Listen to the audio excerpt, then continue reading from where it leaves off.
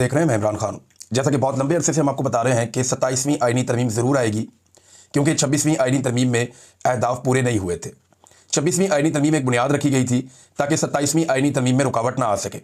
26वीं आईनी तरमीम में पाकिस्तान की एस्टेब्लिशमेंट को कुछ सहारों की ज़रूरत थी, और वो सहारे फजल रहमान साहब जैसे लोग थे। कुछ लोगों को अगवा करना पड़ा, पकड़ना पड़ा, गिरफ्तार करना पड़ा, तो बड़ी मुश्किलों से उन्होंने अपनी 2/3 अक्सरियत पूरी की थी। और 26वीं आईनी तरमीम इन शराइत के ऊपर की कि कुछ ऐसी चीज़ें हैं जो बड़ी मायूब किस्म की हैं, आइन में ये तरामीम नहीं होनी चाहिए, लिहाजा वो तरामीम जो 26वीं आईनी तरमीम में होनी थी उन्हें रोक लिया गया, और एक 26वीं आईनी तरमीम ऐसी पास की गई जिसके बाद 2/3 अक्सरियत का बंदोबस्त कर लिया गया। यानी आईनी अदालत बनाई गई, और आईनी अदालत के ज़रिए से जो पाकिस्तान तहरीक इंसाफ की मखसूस नशिस्तें थी उन्हें माले गनीमत की तरह बांट लिया गया, और अब इनके पास 2/3 अक्सरियत मौजूद है। अब ये बड़े आराम से 27वीं आईनी तरमीम ला सकते हैं। अदालतें सो चुकी हैं, आईनी तरमीम को रोकने के लिए आईनी बेंच होता है, आईनी बेंच हुकूमत खुद बनाती है, लिहाजा सारा रास्ता साफ है। और अब 27वीं आईनी तरमीम, जैसा कि मैंने आपको चंद दिन पहले बताया, कि बिल्कुल आने वाली है, और कोशिश ये की जाएगी कि फील्ड मार्शल आसिम मुनीर साहब की एक्सटेंशन से पहले पहले या उनकी रिटायरमेंट की डेट से पहले पहले 27वीं आईनी तरमीम मंजूर कर ली जाए। अब ये 27वीं आईनी तरमीम है क्या? ये बिलावल जरदारी ने इसको ट्वीट कर दिया, और बिलावल जरदारी के ट्वीट के जरिए से ये 27वीं आईनी तरमीम पब्लिक के सामने आ गई। देखिए, नॉर्मली तो ये पता भी नहीं होता कि तरमीम करनी क्या है बेचारे अरकान को। उन्हें हुक्म दे दिया जाता है पार्टी रहनुमाओं की जानिब से कि आपने ये वोट करना है, वो बेचारे कर देते हैं।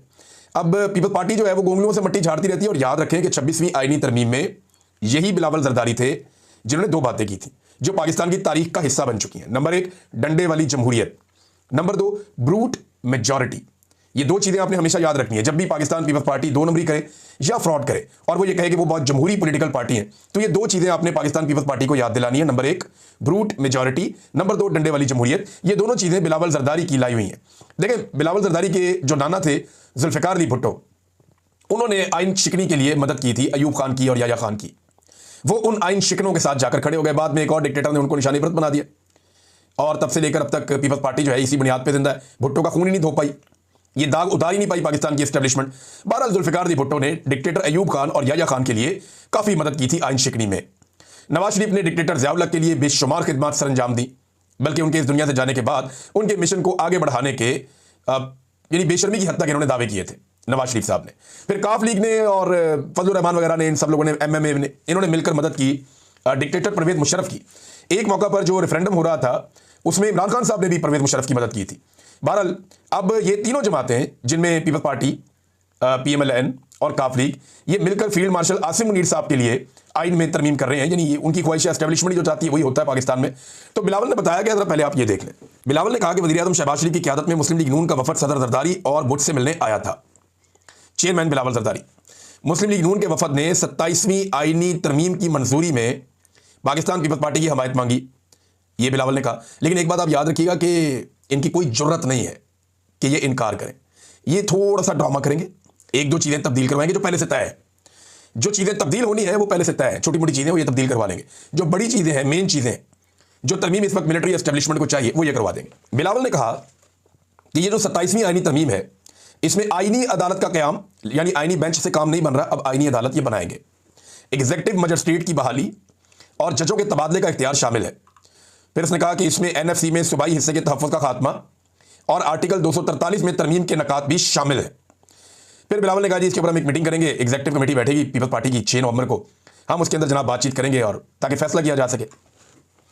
अब ये तरमीम है क्या, ज़रा चंद चीज़ों पर आप गौर कर लें। नंबर 1 तो ये कहते हैं जनाब कि इन्होंने अब जजेस की जो ट्रांसफर पोस्टिंग का मामला था उसमें पहले जज की मर्जी की एक शिक रखी हुई थी। यानी जैसे जस्टिस सरफराज डोगर को उठाकर लाए लाहौर से और इस्लामाबाद हाई कोर्ट का चीफ जस्टिस बनाया, या बाकी जजेस को सिंध से और मुख्तलिफ जगहों से लेकर आए, तो उन जजेस की मर्जी शामिल थी। लेकिन अब ये करना चाह रहे हैं कि बगैर जज की मर्जी के जज के पास सिर्फ 2 ऑप्शन होंगे। यानी एक हुकूमत ने ऑर्डर कर दिया कि ये जज अब जा रहा है जनाब फलां अदालत में, तो या तो वो जज उस ट्रांसफर को कबूल करेगा हाई कोर्ट का, या वो जज इस्तीफा देगा। इसके अलावा कोई और रास्ता नहीं। मिसाल के तौर पे इस्लामाबाद हाई कोर्ट में चंद जजों से इनको बड़ा सीरियस इशू है। जस्टिस मोहसिन अख्तर कियानी साहब से इनको प्रॉब्लम है, गुल हसन औरंगजेब साहब से इनको प्रॉब्लम है, खातून जज हैं उनसे इनको प्रॉब्लम है, बाबर सत्तार साहब हैं जस्टिस, उनसे इनको प्रॉब्लम है, जस्टिस जहांगीरी से इनको प्रॉब्लम है। तो ये करेंगे क्या? ये उनको उठा के किसी को सिंध में, किसी को पेशावर में, किसी को लाहौर में कहीं ट्रांसफ़र कर देंगे। अब वो जज जो है उसको सर फेंक के वहाँ पे जाना पड़ेगा, क्योंकि उसके पास दूसरा ऑप्शन ही नहीं है।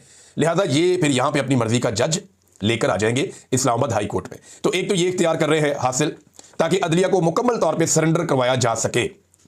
फिर एक और चीज़ जो ये करने जा रहे हैं इसके अंदर, वो बड़ी इंपॉर्टेंट है, मजिस्ट्रेट, एग्जीक्यूटिव मजिस्ट्रेट लगाए जाएंगे। अब उससे क्या कुछ हासिल कर सकते हैं आप खुद इससे अंदाजा कर लीजिए।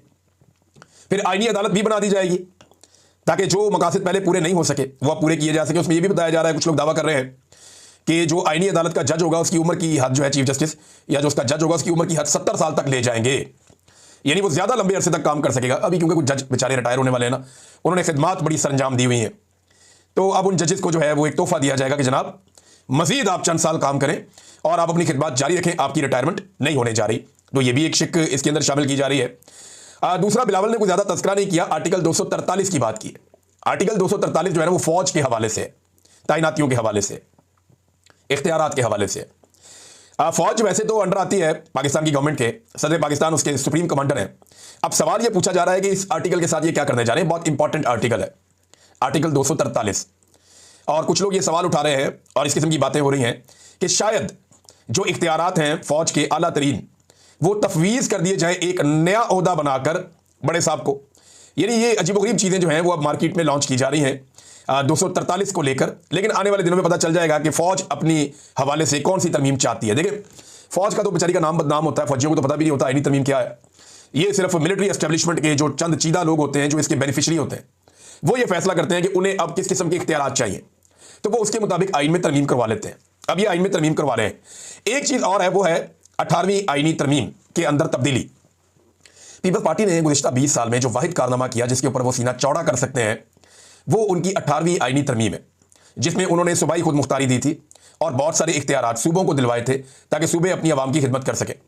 अब इसके अंदर बिलावल ने जो खुद अनाउंस किया उसमें यह बताया गया कि जनाब 18वीं आईनी तरमीम के अंदर कुछ जो तालीम के और आबादी की मनसूबाबंदी के इख्तियारात वफाक को वापस करना और कुछ इलेक्शन कमीशन की तकर्री के हवाले से भी मामलात हैं, ये सारे भी इसके अंदर हैं।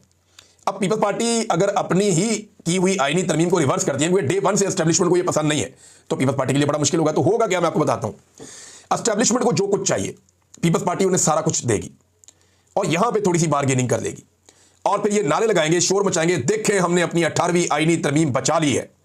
आइन का ये हुलिया बिगाड़ देंगे, ये आर्टिकल 243 में भी तरमीम कर देंगे, 200 में भी तरमीम कर देंगे, अदलिया के इख्तियारात को कमजोर कर देंगे, कम कर देंगे, मिलिट्री एस्टेब्लिशमेंट को मजबूत कर देंगे, पार्लियामेंट को बेवकूफ कर देंगे, ये कर देंगे।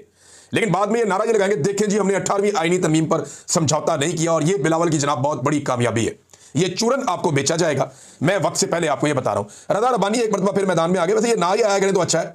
रज़ा रब्बानी साहब जो है ये दावेदार तो जमहूरियत के हैं। एक दिन ये आंसू बहा रहे थे, रो रहे थे कि मुझे जो फौज को मैं इख्तियारात दे रहा हूँ, रेंजर्स को, मैं बहुत रो रहा हूँ, बड़ा मजबूरन ये कर रहा हूँ क्योंकि ये नहीं होना चाहिए, लेकिन मुझे इसके ऊपर सिर्फ इसलिए खड़े होकर वोट करना है क्योंकि मैं पीपल्स पार्टी का हिस्सा हूँ और वोट जो है उनकी अमानत है। तो जनाब रो रो के इन्होंने ये किया और ये साबित करना चाहते थे कि इनसे बड़ा जमहूरियत का अलमबरदार कोई नहीं है। अब रज़ा रब्बानी साहब जो है उनके पास आसान रास्ता तो रिजाइन करने का था, आइन का इन्होंने हुलिया बिगाड़ दिया, लेकिन ये लोग नहीं बोले। रज़ा रब्बानी का आपका स्टेटमेंट आप देखें, वो कहते हैं पार्लियामेंट मफलूज हो गई, धमाका खेज किस्म का बयान दिया उन्होंने। साबिक चेयरमैन सेनेट है रज़ा रब्बानी, उनका कहना है कि वफाकी हुकूमत ने पार्लियामेंट को मुकम्मल तौर पर मफलूज कर दिया है। कौमी सलामती, खारजा या इक्तसादी पॉलिसी या बैरूनी ममालिक के साथ कौमी वसाइल से मुतअल्लिक मुआहदों के बारे में ना तो पार्लियामेंट में कोई बात होती है और ना ही उसे एतमाद में लिया जाता है। अमेरिका के साथ खारजा पॉलिसी में तब्दीलियां और अमेरिकी सदर से मुलाकातों की तफसीलात भी पार्लियामेंट से पोशीदा रखी गई हैं। अमेरिकी कंपनियों के साथ कुदरती वसाइल और मादनियात के मुआहदे भी पार्लियामेंट में पेश नहीं किए गए।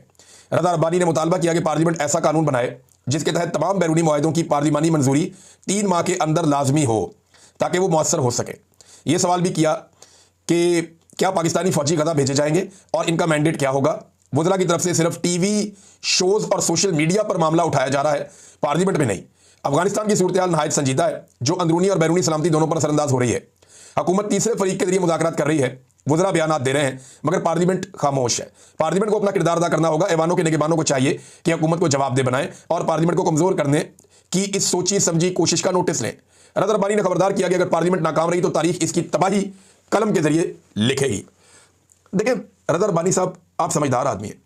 ये जितने लोग इस वक्त पार्लियामेंट में बैठे हैं इनमें लगभग 50% से ज़्यादा लोग वो हैं जो जाली फॉर्म 47 पे लाकर बिठाए गए हैं। हर एक के ऊपर किसी ना किसी ऑफिसर ने या मिलिट्री एस्टेब्लिशमेंट के किसी बंदे ने हर एक के ऊपर कोई ना कोई नवाजिश की हुई है और उसको इस बात का पता है कि मैं ये इलेक्शन हारा था, इमरान खान ये इलेक्शन जीता था, फलाने फौजी ने मेरे ऊपर एहसान किया और मैंने उसको गारंटी दी, उसके बाद मुझे